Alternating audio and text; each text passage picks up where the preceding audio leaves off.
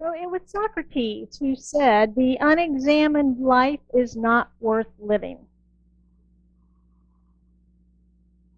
But digging into our lives, our stories, our feelings, our emotions, that can be brutal work, can't it? Digging that stuff up, especially if we weren't taught maybe growing up how to be with our emotions, express our emotions, even have feelings. Anybody else here the one, stop your crying or I'll give you something to cry about?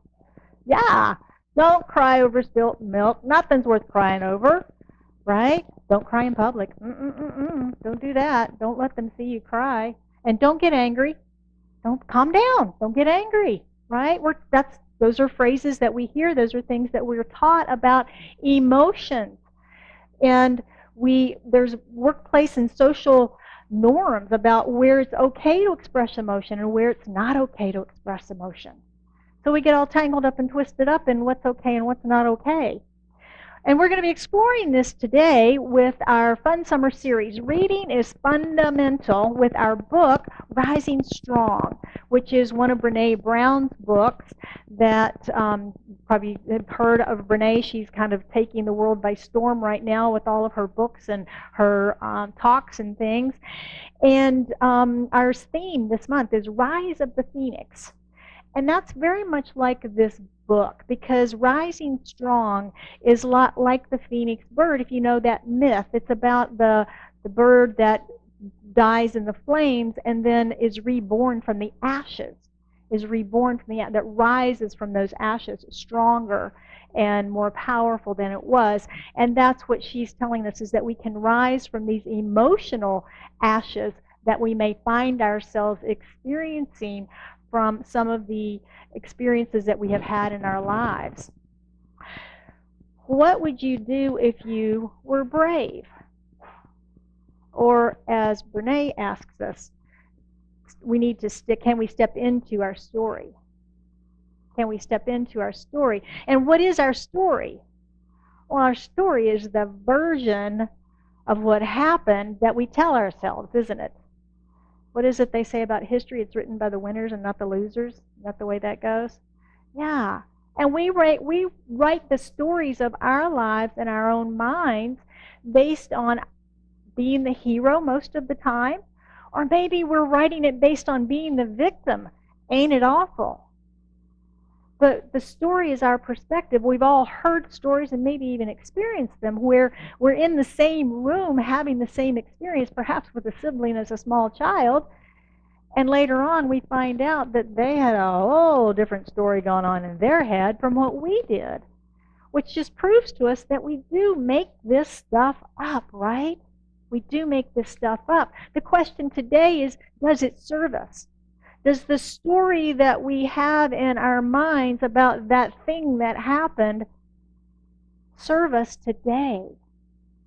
Does it still serve us? Remember last week the quote that we used from Teddy Roosevelt's speech, The Man in the Arena. Brene uses that in her book.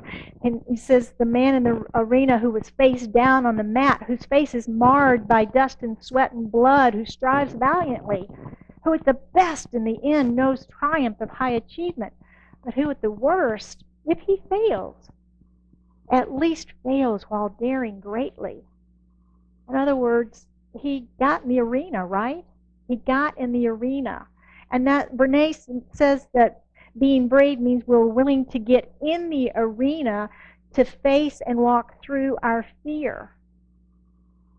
And isn't one of the most scary times when something happens today and we're face down in despair, feeling like a failure, we made a mistake, we said something stupid, oh my gosh, all those feelings that we have, and our focus narrows, doesn't it? As if our nose was on the mat and all we could see is the mat. But then we have to get up. And that takes courage, doesn't it?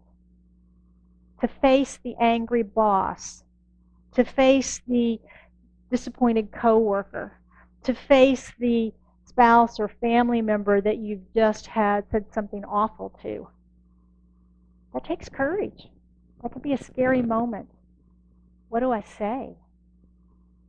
How am I vulnerable in that moment? How do I walk through that fear? Brene suggests that all of this requires us to be brave, to face our fear of getting up. She says, owning our story and loving ourselves through the process is the bravest thing we'll ever do. The bravest thing that we'll ever do. What story about life's experience are we telling ourselves? What story are we telling ourselves? What was really true about that story?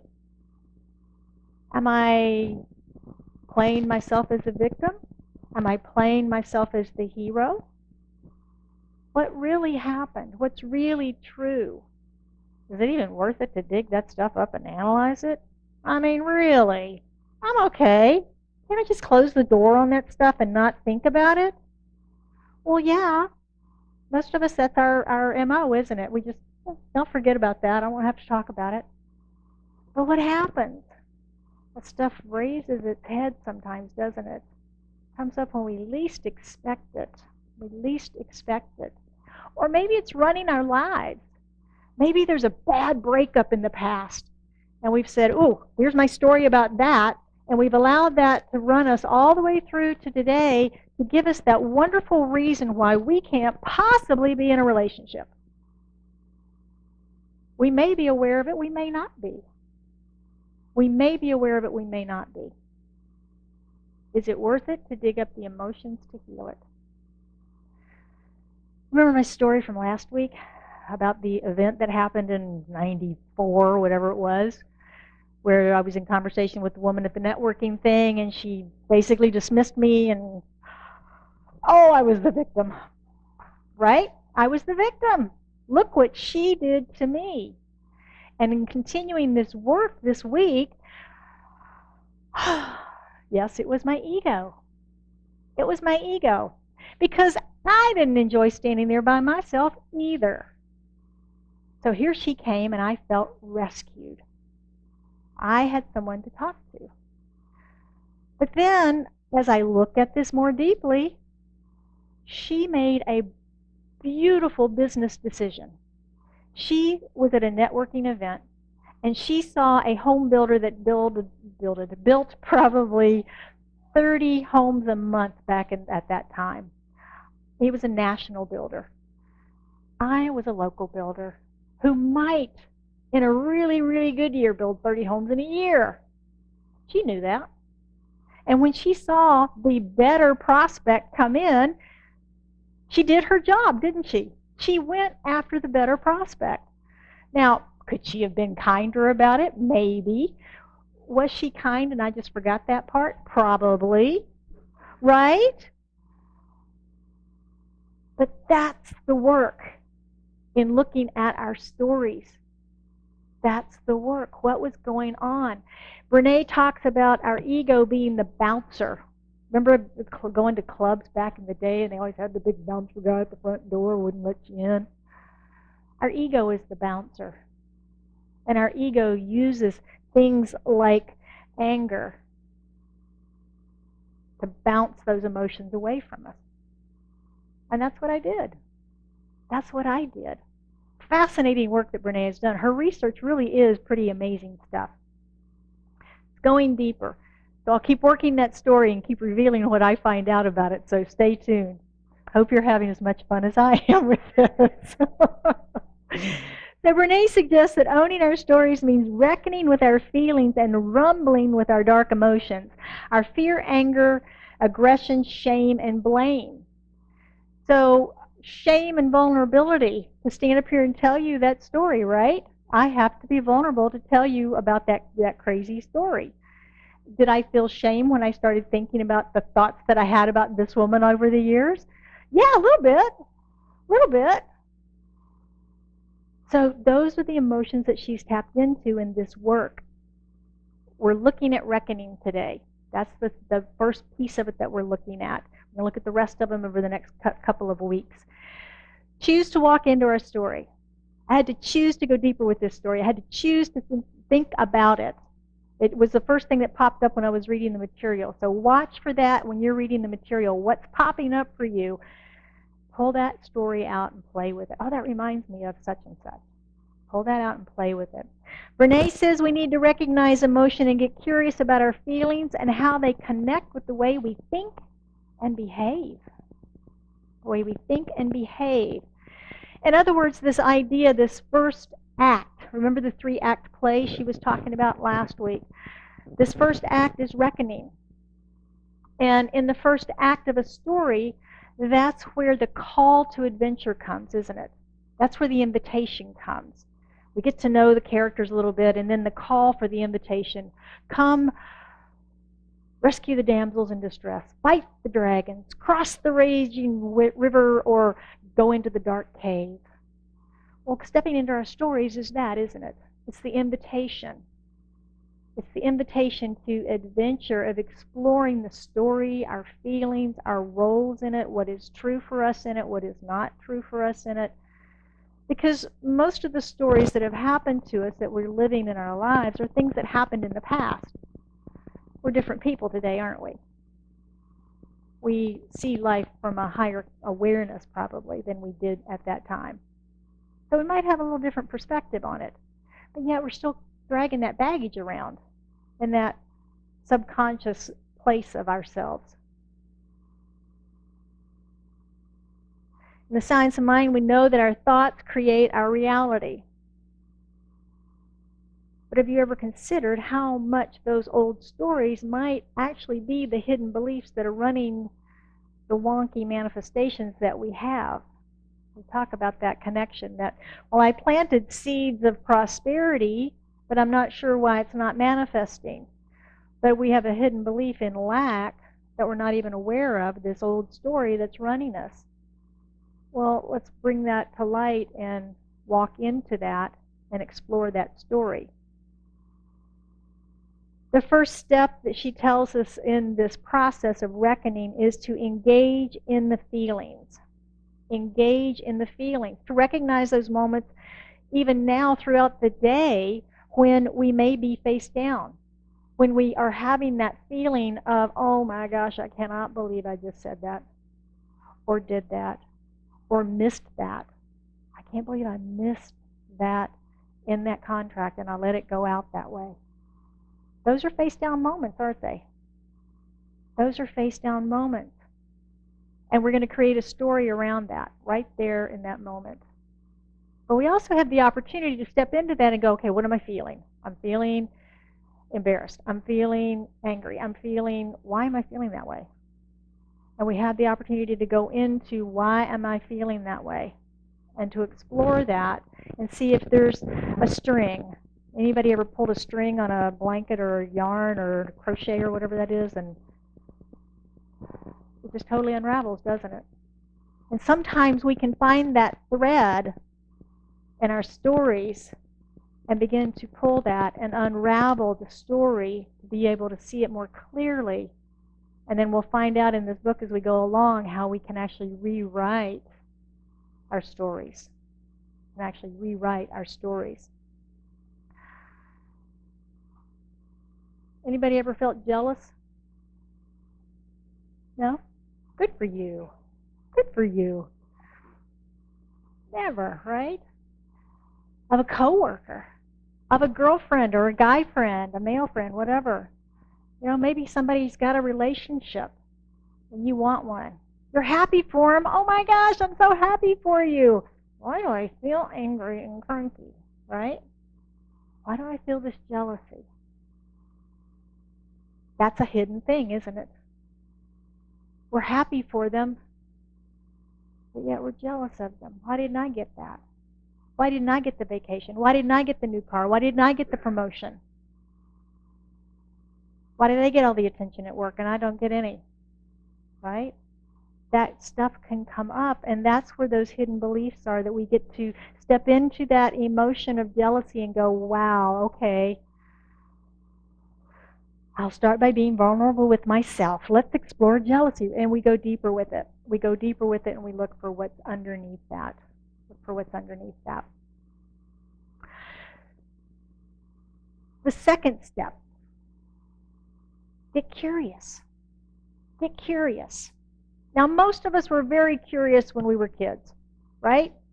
What's that? What's that? Why? What is it, about 2 years old they start doing that? Why? And what happens? Parents get tired of answering the questions, or they get to the point where the kid's asking questions they can't answer, and they go, stop being nosy. Nosy's not good. Curious, maybe, but nosy's not good. Curiosity killed the cat, you know. If you keep getting curious and sticking your nose in where it doesn't belong, you're going to get hurt. Anybody ever heard that kind of stuff? Yeah, so we get shut down in our curiosity. We get shut down in our curiosity. And she is suggesting that we step into that. We open ourselves to be curious about, why am I feeling this way? Why am I feeling this way? Now, I have actually used this process before in a business meeting. If I'm getting agitated about something that's happening in the room, I will pull back into myself and say, why are you getting upset about this? And usually it's because I'm feeling threatened in some way. Emotionally, not physically, obviously. So it's very interesting work to check into those emotions when they start to come up with us and say, why am I feeling this way? Anybody ever get embarrassed and turn red in the face? You do? No. That's our body's reaction physically to an emotion, isn't it? We have seen or heard something that we don't think we should either see or hear, or that we find funny that maybe we don't think we should find funny, right? Or we're getting called on in a meeting and we turn bright red before we speak because we don't think we're worthy to speak, right?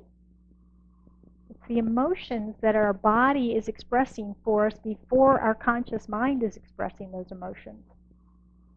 Interesting stuff. We are interesting creatures, aren't we? So getting curious sounds like an easy process, doesn't it? Sounds like an easy process. All we have to do is engage the feeling, let it come, and then ask why we're feeling it. You can do that, right? Easy? You guys are like me. You're going, I don't know about this stuff. But we don't like how we feel, right? You want me to step into anger? Oh, wait a minute. I'm angry. That's all I'm thinking. My nose is on the mat. I'm mad. I'm angry. I'm not going to pause in being angry and having that fun to ask myself why I'm angry. So what do we get to do? We have that experience. Then we step back. Then we probably feel the shame and the blame. So we get through all that. And then we finally get to go, wow, why was I so angry? What was that about? Right? That's usually what our process is. And then we sometimes worry about what other people will think of us. Anybody? No? Yeah, we sometimes worry what other people will think, especially for being vulnerable. Oh my gosh, they're going to think I'm so weak. We associate weakness with vulnerability. So exploring emotions can make us feel exposed and unprotected. We don't have our usual armor, our walls, our fences are down when we're vulnerable. We're exposed, we're out there. And our instinct is what?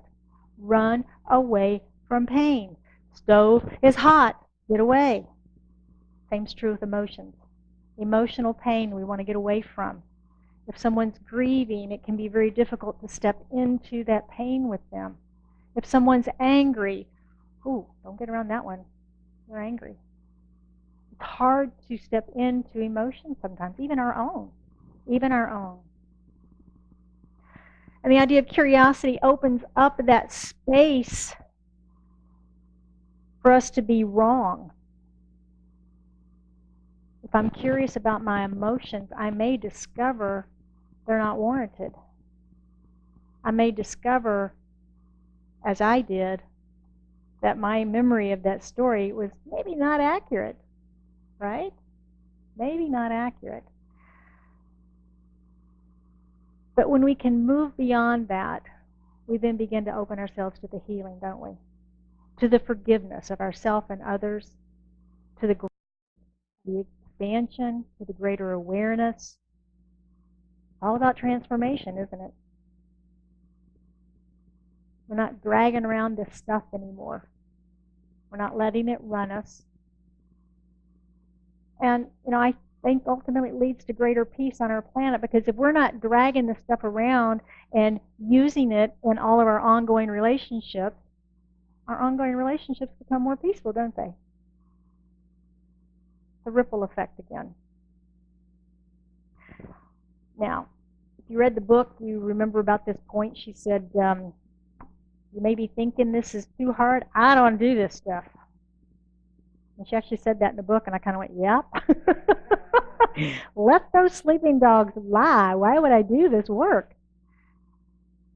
But that's where we grow from. That's plowing the field and getting it prepared for planting. Renee's research is suggesting that we must walk into these stories that unconsciously run us. This is research. This is science. It's not just me, it's science. But we need to confront it, much like Luke Skywalker did in The Empire Strikes Back. Remember that, when he's with Yoda and he's getting all of his training and stuff, and they're in the swamp, and Luke goes by that cave and he's like, ooh, the Force is strong. And Yoda says, yes, it's the dark side. And Luke says, well, what's in there? And he says, well, you can go see. So he's strapping on his belt and his lightsabers and all that. And Yoda says, you won't need any of that. All you take is yourself. And so he goes in and he finds Darth Vader and he whacks his head off and the helmet thing rolls off, right? And he goes over to it and he opens it up to see what Darth Vader looks like, because all we've ever seen is the helmet. And he looks inside, and what does he see? He sees himself, doesn't he? He sees himself. And ultimately, that's what we get, is to be with ourselves. To be with ourselves. Renee suggests that the most difficult part of our stories is often what we bring to them. Not what happened, it's our interpretation of what happened, isn't it? Which makes the story. What we make up about who we are and how we are perceived by others. Maybe we lost the job or screwed up the project, but what makes the story so painful is what we tell ourselves about our own self-worth and values. Gee, I messed up that project. It failed. Oh no, I'm a failure. Two different things. The project failed and I'm a failure are two different things. Which story do we usually make up? And this is where our science of mind teaching comes in. Thank goodness, right? We know that we can create through the power of our minds. We also know that our life experiences are reflections to us of what we believe. So we can use that knowledge in this process of rewriting our stories. We can use our spiritual technology of affirmative prayer to change how we think of ourselves, our self-worth, and our value. We can elevate our own consciousness through that. And this teaching, of course, tells us that we are spirit in form, that we are individualized expressions of the divine. And when we can know that, then it helps us move through this part about making up those bad stories. I have a very close friend who says bad things about themselves sometimes, and I remind them, don't talk bad about my friend. I won't hear of it. Right? We can't do that. We don't talk bad about ourselves. We don't talk bad about each other. Good thoughts. Ernest Holmes is the founder of Centers for Spiritual Living, and he is also the author of the Science of Mind textbook. He has a beautiful quote that goes so well with this. He says, you know that there is a God power at the center of everyone's being, a power that knows neither lack, limitation, nor fear, sickness, disquiet, nor imperfection. But because you are an individual, you can build a wall of negative thoughts between yourself and this perfection. The wall which keeps you from your greater good is built of mental blocks, cemented together by fear and unbelief, mixed in the mortar of negative experience.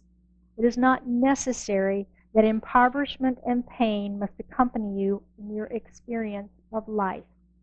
You are a center of God power. Isn't that a beautiful quote? And this is what Brené's research is revealing, this very thing that he's talking about. Walls of negative thought must come down in order for us to experience life all in. So let's move into our practicing the principles and see how we might practice this Act 1 of the process of rising strong. Number 1 is, of course, walking into our stories. We've got to be willing to walk into the stories of our lives, to recognize the emotions and get curious about what we're feeling. And notice how those show up in the future.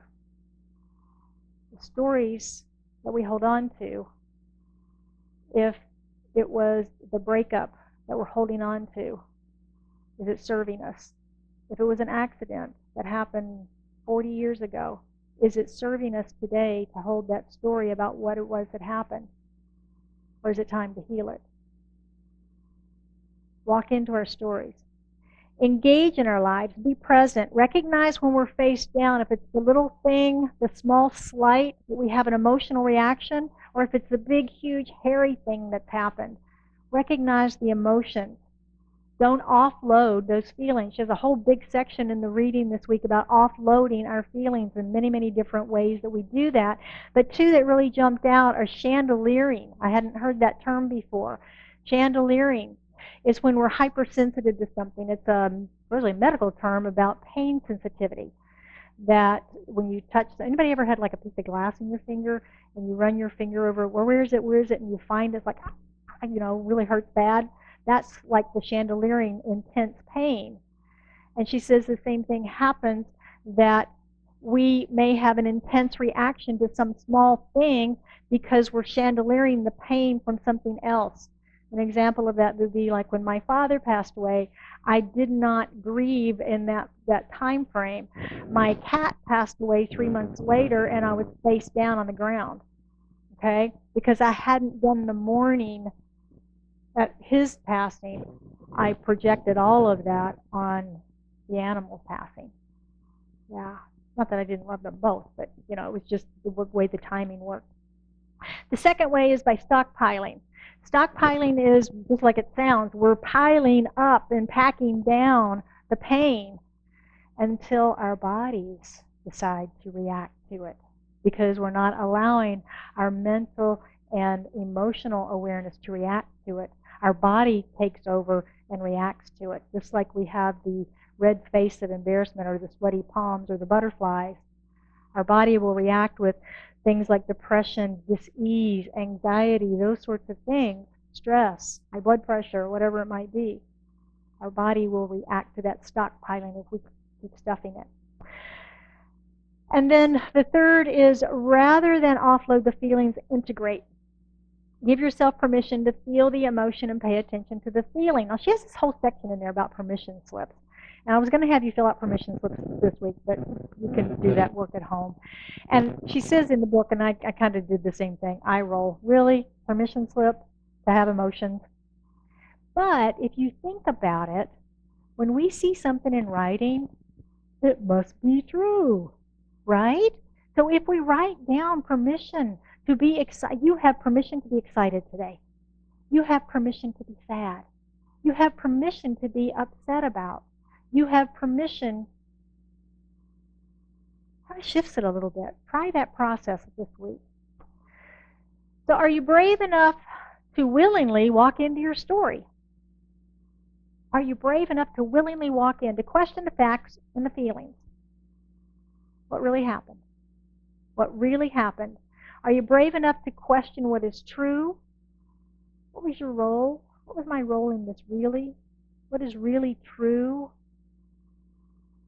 And gee, does this still serve me?